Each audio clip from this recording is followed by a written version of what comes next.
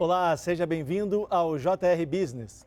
Nos 3 primeiros meses desse ano, a balança comercial entre Brasil e a União Europeia movimentou quase 21 bilhões de dólares, o equivalente a mais de 100 bilhões de reais. E um dos países que ajudam a movimentar todo esse volume de dinheiro é a Itália, que tem uma Câmara de Comércio aqui em São Paulo há mais de 120 anos. Para falar sobre essa relação entre Brasil e Itália, o JR Business conversa hoje com Graziano Messana, que é presidente da Câmara Comercial Italiana no Brasil. Graziano, benvenuto. Seja bem-vindo ao JR Business. Obrigado pelo convite, Leandro. Estamos aqui. Antes da gente começar, só quero lembrar você que toda terça-feira, a partir das 7h30 da noite, tem um episódio novo do JR Business nas plataformas digitais da Record ou a nossa versão em podcast no seu aplicativo preferido. Graziano, para a gente começar, eu queria que você falasse um pouco sobre essa relação entre Brasil e Itália. A Câmara de Comércio aqui no Brasil já tem mais de 120 anos. Inclusive, esse ano, a imigração italiana comemora 150 anos no Brasil. A Itália trouxe mais de 1,5 milhão de pessoas para cá. Sempre foi uma relação amistosa entre Brasil e Itália? Esse milhão de imigração hoje em dia se tornou um número gigantesco. Para vocês terem noção, ao redor do mundo tem 80 milhões de descendentes italianos, o Brasil tem 32 milhões, a Argentina tem 28, outro país que recebeu uma imigração bem forte, Estados Unidos tem 18 milhões e os outros 2 milhões são espalhados ao redor do mundo. Então, o Brasil é o primeiro país, do ponto de vista de relação cultural e comercial, e essa imigração aqui deu...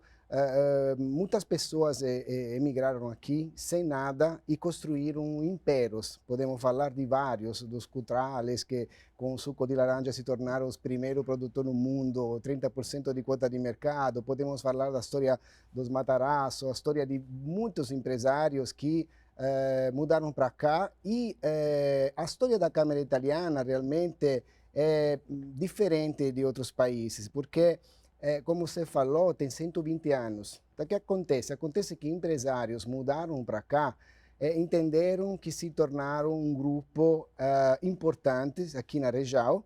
Estou falando dos empresários, por exemplo, os Carbone. Eles vieram aqui para vender vinho, azeite e acabaram constituindo a Açúcar União. Depois virou um colosso. Ou, por exemplo... que construiu os prédios, que se tornou banqueiro. Temos muita história para contar, não vamos contar todas, mas a um certo ponto esses grupos de banqueiros, comerciantes, industriais se depararam que eram realmente influentes na sociedade e decidiram espontaneamente, há cerca de 80 empresários, formar a Câmara de Comércio. Depois de décadas que formaram essa Câmara de Comércio, aconteceu que o governo italiano se deparou dessa importância e deu um reconhecimento, digamos, colocou o chapéu da Câmara oficial, né, porque associações comerciais sempre acabam surgindo, mas o governo entendeu a importância da Câmara e deu esse chancel da Câmara reconhecida pelo Ministério, que dura até hoje em dia. A ideia de trazer a Câmara de Comércio para o Brasil tem a ver com a imigração italiana. Quer dizer, a história italiana aqui no país, ela se espalha pelo Brasil, mas basicamente no sul, e aqui em São Paulo. São Paulo, se não me engano, hoje tem a maior colônia italiana do Brasil. Tem 6 milhões de descendentes, né? E se você para pensar, nós contamos, do ponto de vista de empresas, há cerca de 1.000 empresas espalhadas em todo o Brasil. Estou dizendo empresas italianas que abriram no Brasil ao longo desses anos.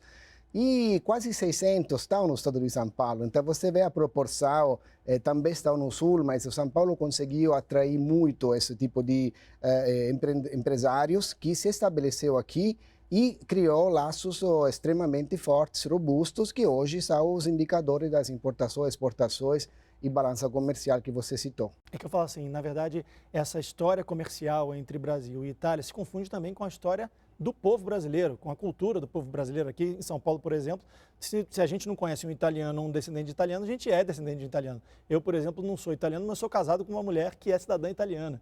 Então a nossa cultura é muito próxima hoje, por conta disso. É extremamente próxima, ao ponto que eu mudei para o Brasil 20 anos atrás e quando comecei a interagir nas comunidades empresariais, bancos, etc., o meu sotaque dá para entender que eu sou italiano, então não dá para confundir. Depois de 20 anos ainda não dá para encontrar. E aí, a segunda ou terceira pergunta, depois do bom dia, tudo bem, né? Quando começava a reunião de trabalho, era sempre, mas você é italiano, italiano de verdade, no sentido que você não nasceu aqui, dava para perceber, você mudou para cá por tua escolha, então você não faz parte daquela imigração que aconteceu, porque vamos lembrar que foram momentos duros, né? Durante a guerra, essa imigração não foi por acaso, foi porque na Itália se estava passando fome, existia um problema de buscar terras, buscar lugares onde esses empresários, na verdade, se tornaram empresários, porque tem muitas pessoas que eram agricultor, que não sabia fazer nada, então mudou para cá em cerca de procurando uma nova vida. E muitos, sendo os trabalhadores, se deram muito bem a se tornar um empresário. Agora nós vemos a segunda, terceira geração está herdando esse chapéu de empresário que os próprios avós não tinham. E tem uma outra coisa nessa história toda, que muitos italianos vieram para cá nessa situação, mas o Brasil também precisava dos italianos. Estava precisando. A gente o Brasil sempre foi um país muito grande e precisava de gente que pudesse proteger as terras. Não só fazer com que as terras fossem cultiváveis, a gente não tinha esse know-how, né, de cultivar a terra, mas proteger as terras dos nossos vizinhos. Então, os italianos, no sul principalmente, ganharam terras para transformar a terra em produto, né, e poder vender isso no Brasil, mas também para proteger aquela terra dos nossos vizinhos que queriam expandir o território para cá, né? Exatamente. Isso tudo ajudou os italianos? A economia italiana foi ajudada pelo Brasil? Foi ajudada no sentido que hoje em dia temos o caso oposto. Não é infrequente que uma empresa italiana... Vou fazer o último caso da TIM. A TIM Brasil está indo muito bem, a TIM na Itália está um pouco enfraquecida. O último ano a TIM Brasil distribuiu um dividendo, um lucro para a TIM Itália, que ajudou muito. Então, veja bem, no começo, empresas italianas começaram a investir. Eu conheço história de empresas italianas que talvez tenham um certo tamanho de faturamento na Itália, colocaram o pé do Brasil e a filial brasileira ficou maior da casa matriz italiana. Então, o Brasil é um mercado de 200 milhões de pessoas, onde tem muito consumo e, evidentemente, a Itália é um lugar relativamente pequeno. Só citando a TIM, tem mais clientes a TIM aqui de toda a população italiana junta, que tem 70 milhões de clientes aqui. A Itália tem 60 milhões de clientes, então você percebe como só contando cachorro e gato, tem 75 milhões no Brasil. De novo, mais de toda a população italiana. Então, é um país muito grande, onde se você acerta o produto ou serviço, o teu negócio pode virar uma bola de neve. Mas tem, obviamente, os problemas também para gerenciar os negócios. Não é um país fácil. Não é um país fácil, mas tem um detalhe nessa história toda que o brasileiro tem muito carinho com o italiano, né? Gosta muito do povo italiano e gosta da Itália. A Itália é um lugar muito bonito, o brasileiro sonha em viajar para a Itália para conhecer a Itália, né? Isso ajuda também porque a gente visita fábricas, indústrias e a tecnologia, por exemplo, a manufatura italiana é percebida como qualidade. Então, não é inusual de você visitar empresas e vai lá, olha o maquinário de produção que corta, o maquinário que fura, que pinta. É italiano, é alemão, às vezes japonês. Então, você percebe que a percepção não é só, porque a Itália é conhecida como comida, né? Arte, tudo, mas do ponto de vista de tecnologia, de maquinários, e não é um caso que daqueles 1000 empresas que eu te comentei, só as empresas de maquinários que se estabeleceram aqui são 300. Então, a fatia maior de toda essa empresa que abriu no Brasil italiana não é um caso empresas que produzem ou vendem maquinários, porque o Brasil tem esse apetite, né, de comprar esse tipo de equipamento que não tem, e depois aí começa a produzir, e quando sai uma produção, vende para um mercado interno muito grande, aí vira uma bola de neve, é aí que está essa troca. E tem um detalhe também interessante, que o italiano dá muito valor ao trabalho manufaturado, à arte, ao trabalho manual que eles fazem. Eu estive em Veneza e fui comprar uma máscara de Veneza e estava lá na frente da loja, não pode tirar foto. No foto. Então, quer dizer, eles não queriam que fossem copiadas as máscaras, já que era um trabalho delicado, um trabalho feito à mão ali, que o italiano dá muito valor. Se eu estiver falando besteira, você me corrija. Não, você não fala besteira. Eu comentava, semana passada, por acaso, eu estive com meu amigo assim, prefeito de Venezia, né? O Luigi estava aqui, a gente conversava, porque ele desempenhou um papel bacana lá em Venezia, já que você citou, me lembrei agora, que ele é também o vice-presidente da Bienal, que acaba se inaugurando agora, que é uma manifestação de arte e... literatura? Não, ele alterna. Um ano ele faz arte, outro faz arquitetura. Então, vai se alternando um ano sim, ano não. E quando ele pegou, porque ele já é prefeito de Venezia há 8, 9 anos, quando ele entrou, o Brasil que se contava na Bienal de Venezia era só favelas. E aí, lá na época, ele gosta de Brasília, ele inclusive é um empresário que investiu no Brasil, começou perdendo dinheiro no Brasil, insistiu, porque o Brasil não é fácil, então não é para morder, escapar e ganhar dinheiro, tem que insistir, tem que ser persistente. E hoje, passou os anos, ele está ganhando dinheiro, está satisfeito, mas ele no começo perdeu. Quando ele, que estava com essa paixão pelo Brasil, viu que na Bienal o Brasil estava representado só nessa situação mais dramática, mais problemática das favelas, ficou meio revoltado. Fala, mas o Brasil não é só isso. O Brasil é alegria, o Brasil é futebol, o Brasil é criatividade, o Brasil é muita coisa.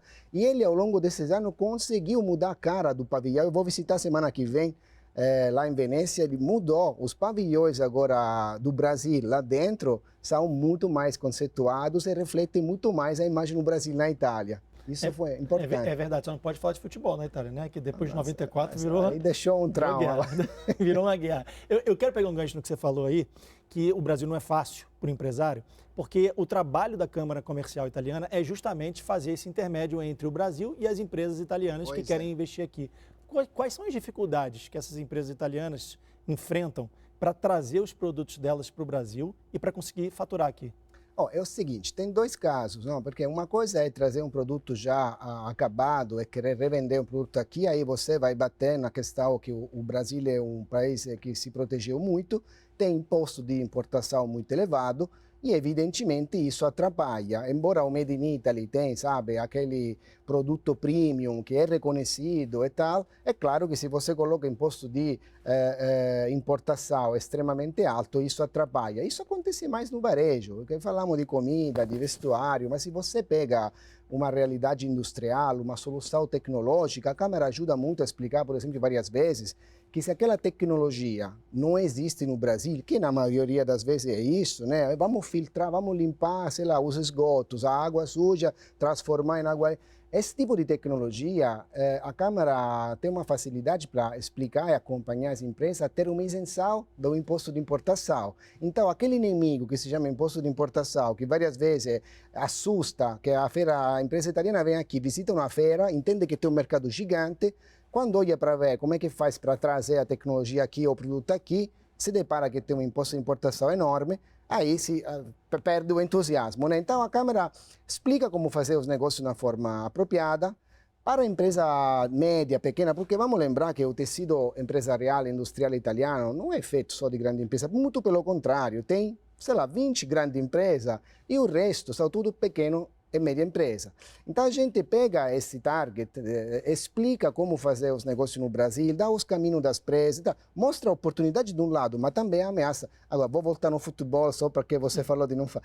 Futebol aqui é algo que a gente explica nas apresentações, dizendo que o Brasil tem um problema seríssimo, histórico, que o primeiro esporte nacional é o futebol, e o segundo é a ação trabalhista. Então, o italiano que vem aqui e monta uma empresa, às vezes se distrai, e faz mal as contas e começa a contratar da forma errada, começa a articular uma empresa que talvez na própria Itália não teria feito daquela forma, mas ele acha que está no Latinoamérica, no Brasil, está festa.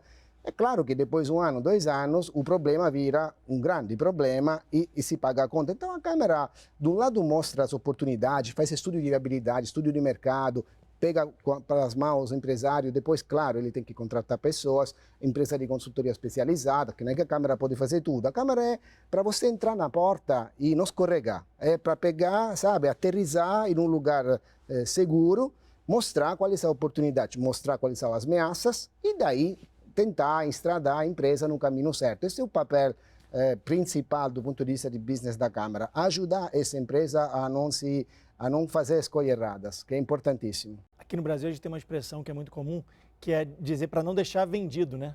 Exatamente. A Câmara está aqui para não deixar o empresário vendido. Exatamente. Apesar de ser um trocadilho aí que o empresário vem vender. Esse é um papel importante, porque nós pegamos muitas empresas que entraram e começaram desinformadas, e hoje em dia tem Google, sabe, a informação é simples, né? A gente faz um guia de investimento, por exemplo, junto com a Embaixada e outras entidades, cada 2 anos atualiza, deixa tudo bem mapeado, exatamente porque o acesso à informação hoje é muito maior do passado. Então, se a empresa realmente quer se informar, e quer entrar pela porta principal, nós chamamos de Sistema Itália. O que é Sistema Itália? A Câmara desenvolve um papel comercial importante, depois tem a embaixada, consulado. Vocês, por exemplo, têm a Apex, nós também temos, chama Simest, certo? Então, quando a empresa vem aqui, de novo, visitou uma feira, descobriu que tem mercado, leu alguma coisa, pegou um avião e realmente coloca o pé aqui e se surpreende com o tamanho do mercado e quer fazer negócio, a gente às vezes levanta a mão e fala, você sabia que se você queria abrir empresa aqui, tem a Simest, que é a Apex nossa, né? Que até te dá dinheiro a fundo perdido para incentivar o investimento estrangeiro. Então, às vezes, a Câmara serve para abrir os olhos da empresa que está investindo aqui, porque tem várias entidades italianas que querem isto, né?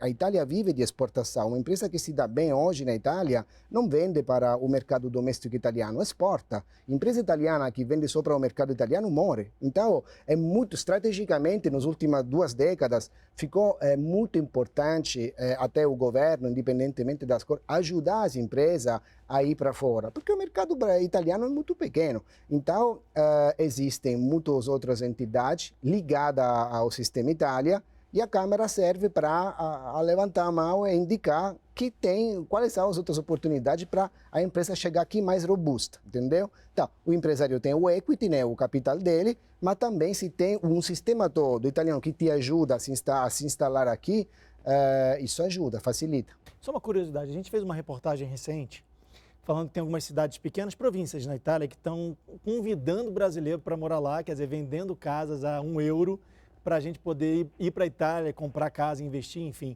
Isso passa pela Câmara de Comércio também? Recentemente falei lá na Câmara dos Deputados italiana, em Roma, um mês atrás, exatamente para falar desse fluxo migratório dos 2 países que está acontecendo inclusive no turismo. Está mudando um pouco a cara desse fluxo do Brasil para a Itália. Por quê? Primeiramente que todo mundo não vai mais só em Roma, em Venezia, nas cidades principais, mas se está descobrindo, se chama de turismo das raízes. Então, está descobrindo exatamente o descendente italiano aqui, mas o meu avô morava onde? Terra das famílias. Terra das famílias, aquela cidade pequena, no meio da Toscana, no meio da Sicília e tal. Então, a primeira etapa, que normalmente, naturalmente, teria sido uma cidade grande, Florença, Roma tal, se substitui e entram, primeiramente, quem viaja vai visitar as terras das origens, e depois aproveita do passeio que está na Itália, que é tudo fácil com trem, e vai visitando. Tem as universidades, né, que a Itália também não é um país muito aberto, se fala muito italiano e pouco inglês, né? Então, mas as universidades fizeram uma evolução. Eu mesmo, em Roma, eu sou professor na LUISS, que é uma universidade importante italiana, e sei lá, 30% dos cursos são feitos em inglês hoje. Antes não existia. Então, tudo isso a Bolonha, Milão, isso abre a um público de executivos no MBA ou estudantes, né, que querem ir para lá. Aí entra o que você estava falando, compra a casa a €1. Por que compra a casa a €1? Para você adquirir a residência. Então, se você hoje, até isso se aplica a uma pessoa, por exemplo, que é um empresário que quer mudar para a Europa, existem benefícios como você paga um imposto forfetário, sei lá, €100.000 por ano, você paga um imposto e isso te garante a possibilidade de poder adquirir a residência na Itália. Então, a Itália está atraindo isso. Então, em todas as formas, com turismo, com universidade, a gente chama de paperone, as pessoas ricas, querem atrair todas as categorias para poder enriquecer, fazer essa troca com o exterior e com a Latinoamérica nesse caso. Graziano, eu queria que você falasse um pouco sobre o que é o ENIT. Explica para a gente. Então, o ENIT é o Ente Nacional do Turismo Italiano. É uma entidade, né, do governo que exatamente tem o propósito de atrair, né, o turismo na Itália, mostrar essa cara italiana de uma forma mais completa, abrangente. E nós tivemos a sorte e a capacidade esse ano de abrir o escritório dessa entidade dentro da própria Câmara, porque a gente acredita que turismo e negócios vão juntos. Então, a gente está fazendo várias atividades que tem a vertical do turismo, mas sempre a gente junta e acompanha também as questões econômicas. Por exemplo, a gente faz um projeto extremamente interessante, ao contrário, é um projeto cultural sempre ligado ao negócio, que a Câmara sempre junta o turismo com o negócio, a cultura com o negócio, não é só. Esse projeto é do Festival do Cinema Italiano, que é um projeto que a gente já faz há 17 anos. Só que nos últimos 2 anos, aliás, da pandemia para cá, pegou rumos gigantescos. Por quê? Tudo aconteceu, era um projeto focado em São Paulo, a gente faz a inauguração no auditório Oscar Niemeyer, bonito, no Parque Ibirapuera, um evento de 1.000 pessoas, e ficava um evento para o público de São Paulo, porque se mostravam uns filmes italianos, e claro, não todo mundo fala italiano, a gente colocava a legenda português para que o espectador brasileiro que não fala italiano pudesse entender de que estava falando o filme. E tramite a cultura, os filmes italianos, descobriu os lugares e, de novo, esse pessoal depois estava com apetite, com vontade de pegar um avião e visitar o que ele viu dentro do filme italiano. Aí aconteceu a pandemia, a gente estava quase travando o projeto, o que a gente faz? Bom, todo mundo não pode sair de casa ou pode sair com restrições, e a gente conseguiu fazer esse projeto dentro do estádio do Pacaembu, na modalidade de entrar todo mundo com carro, ficar toda a família dentro do carro e assistir o filme estilo americano. Foi um sucesso porque a gente não só proporcionou essa nova forma de assistir, mas para permitir a todo mundo de assistir a 30 filmes por um mês inteiro, começamos a lançar o streaming. Então todo mundo de casa, na televisão, conseguindo ver os filmes.